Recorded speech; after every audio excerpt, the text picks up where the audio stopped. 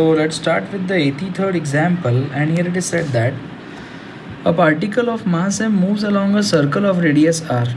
Find the modulus of the average force vector. So we need to find the magnitude of the average force on the body.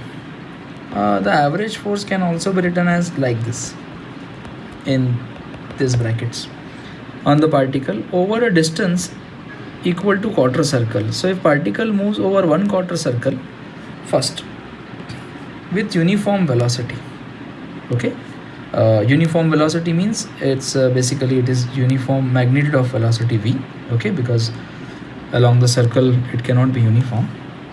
So if the particle goes from one point of the circle to the quarter point, then velocity is here and velocity a tangential direction will be here and the speed is constant. So definitely the average change in velocity will be under root v square plus v square minus 2v into v, and angle between them is 90 degree, that is pi by 2. So it will be root 2v. So average force will be mass into average acceleration, and average acceleration will be equal to average change in velocity upon time. So time taken to travel one quarter circle, so time as it is traveling with uniform speed, the speed is uniform v at every point, so time can be written as distance upon speed. For quarter circle the distance is pi r upon speed is v, which is given to us. So m into the average speed is root 2v upon pi r upon v. This v will go up, so therefore root 2 mv square upon pi r.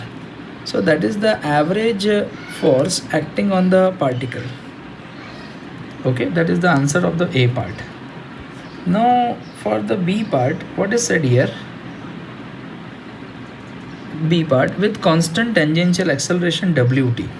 Okay, with constant tangential acceleration wt, if the particle is going, then what would be the average force? So no problem, again I will write average force is nothing but mass into average acceleration. As this acceleration is constant, so if every instant acceleration is constant, so average acceleration will be equal to instantaneous acceleration, that can be directly written as. So it will be m into at only, mass into tangential acceleration. So for the second part it is very simple. Thank you.